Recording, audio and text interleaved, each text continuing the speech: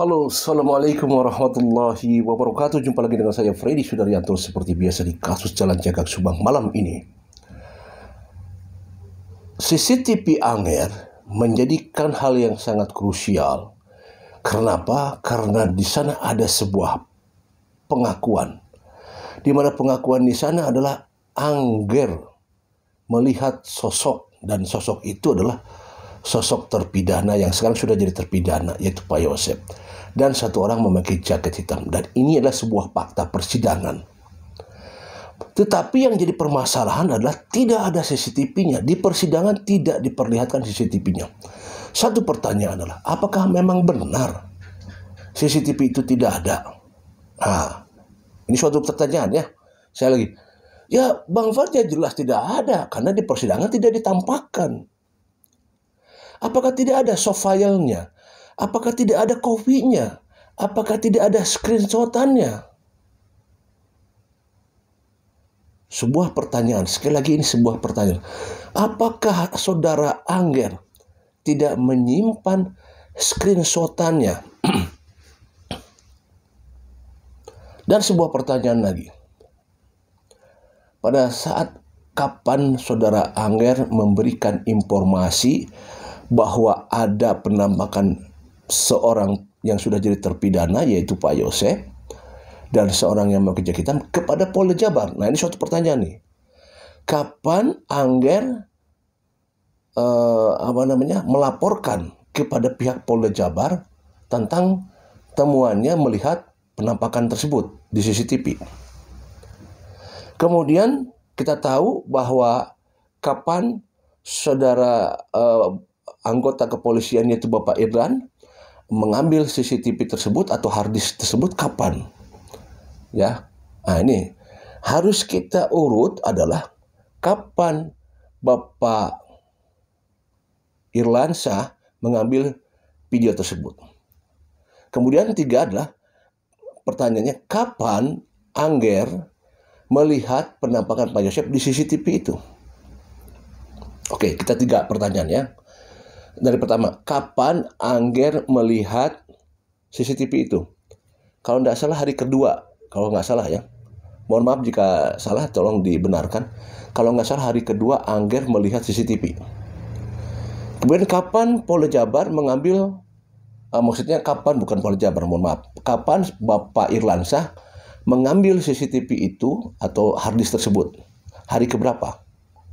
Pertanyaan ketiga, kapan Anger melaporkan kepada Polda Jabar perihal masalah dia melihat penampakan tersebut? Jadi tiga pertanyaan ini. Ada lagi yang keempat, apakah Anger tidak menyimpan kopinya, ya, soft file-nya atau kopinya atau screenshot-annya? Apakah tidak menyimpan? Nah, ini penting ya, sangat-sangat penting. Pada saat saya waktu itu mencoba datang ke tempatnya Anger bersama Pak Dedi waktu itu, dan saya mencoba untuk role play-nya. Saya bilang Pak Dedi sebagai ininya yang keluar dari parkiran SMA 1. Kemudian saya meng-shoot dari arah CCTV. Kemudian saya mencoba berbicara ngobrol dengan Ibu Cici, juga masuk ke dalam rumah karena dipersilahkan, dan saya melihat CCTV yang ada di sana. Maksudnya berapa CCTV yang ada di rumah Anger, ya, ada 4 CCTV yang mengarah ke arah timur, yaitu ke arah Polsek atau ke arah sekolah, ke arah TKP, dan CCTV yang mengarah ke arah barat, yaitu ke arah Cijengkol, ke arah sekolah, ya, ke arah barat. Dan 2 CCTV yang ada di dalam, yaitu di toko kelontongan dan di toko fotokopi. Jadi ada 4 CCTV. Saya melihat itu. Dan di perbincangan itu disampaikan kalau misalkan dalam keadaan gelap itu warnanya hitam putih, tapi kalau ada cahaya itu menjadi berwarna otomatis, kan, demikian itu disampaikan. Dan memang waktu itu saya waktu prakteknya jam 5.30 itu pakai HP. Jadi saya tidak melihat 5.30 pada saat memakai CCTV-nya. Sebenarnya begini, alangkah baiknya adalah kita melihat langsung dari CCTV-nya jam 5.30. Nah, ini belum ada yang melakukan ini. Jadi jam 5.30 langsung lihat CCTV-nya, bagaimana sih keadaan di sananya. Karena waktu itu saya jam 5.30 memakai HP saya. Kalau memakai HP saya, pada saat tersorot oleh lampu mobil, memang ada bentukan badan itu ada, ya, bentukan Pak Deddy. Waktu itu Pak Deddy memakai topi hitam, jaket hitam, celana hitam. Jadi memang tidak terlalu jelas. Hanya bentukan badannya aja yang terlihat. Kalau muka memang tidak jelas. Waktu itu saya memakai HP saya, ya, dan ada di video saya. Tetapi ada yang menarik adalah pada saat saya ngobrol-ngobrol dengan saudara Angger. Tidak terlalu lama perobrolan kami, ya, karena di sana dibahas juga masalah plang, ya. Silahkan dilihat dengan Google Map gitu kan. Kemudian gini, kalau masalah Google Map, silahkan nanti kan itu Angger sudah sudah mengatakan demikian, dan di fakta persidangan memang tidak dibahas masalah plang tersebut, ya, tidak dibahas. Ada yang menarik di sela-sela perbincangan saya dengan saudara Angger. Ada satu hal, tapi tidak direkam, karena waktu itu memang Angger sendiri tidak sempat saya rekam karena memang pembicaraannya langsung. Jadi ada sebuah pembicaraan saya dengan Angger yang saya tunggu-tunggu di persidangan. Ternyata di persidangan tidak ada disampaikan. Tetapi pada saat saya ngobrol dengan Angger, itu disampaikan kepada saya. Tetapi itu sudah lama kan waktu saya itu, dan sampai sekarang saya belum baru sekarang saya meng-up-nya. Jadi ada sebuah perbincangan di sana saya dengan Angger, hal yang menurut saya itu krusial, menurut saya itu krusial. Tetapi karena memang ini sifatnya krusial, saya sudah komunikasi dengan Polda Jabar. Saya sudah komunikasi dengan bagian khusus di Krim ya, maksudnya bagian yang memang selama ini menangani kasus Subang, dan saya sudah sampaikan perbincangan saya. Kebetulan dari pihak Polda Jabarnya menanyakan apakah direkam tidak Bang Freddy. Ya, saya tidak direkam waktu itu karena perbincangan. Jadi memang pada saat itu merekamnya memang dikasih kesempatan buat sebentar saja oleh Angger gitu kan. Hanya sedikit saja saya dikasih ngerekam. Nah, perbincangan ini tidak direkam, tapi sudah saya sampaikan. Artinya begini, ada hal yang memang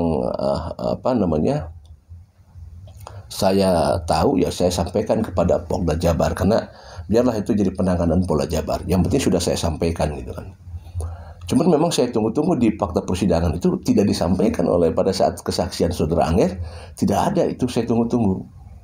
Tetapi ini kalau menurut saya itu krusial sekali sebenarnya, ya. Kalau memang benar ya apa yang disampaikan oleh Angger itu, mungkin Angger kalau misalnya lihat video ini mungkin pasti ingat apa yang pernah disampaikan kepada saya. Yaitu tetapi ini apakah ini akan disampaikan nanti di lain waktu apa gimana saya tidak tahu, ya. Mungkin saja di lain waktu akan disampaikan, tetapi memang menurut saya apa yang disampaikan oleh Angger kepada saya itu krusial, sangat-sangat krusial, ya. Tapi ya tapi yang jelas saya sudah sampaikan kepada Jabar gitu, ya. Saya langsung berhubungan dengan kepala tim daripada yang menangani kasus Subang. Langsung saya sampaikan, dan jejak digitalnya ada, ya, jejak digital saya memberikan informasi kepada Polda Jabar ada, masih ada. Nah, apakah itu akan disampaikan oleh Angger di suatu waktu, saya juga tidak tahu, ya. Tapi yang jelas bahwa itu krusial. Memang ada hal-hal yang sedikit di masalah Angger itu adalah, kenapa kalau saya lihat kan Angger berani menyampaikan dan menyebutkan nama, kan ini sangat luar biasa. Artinya ini sebuah keberanian dan sebuah keyakinan dan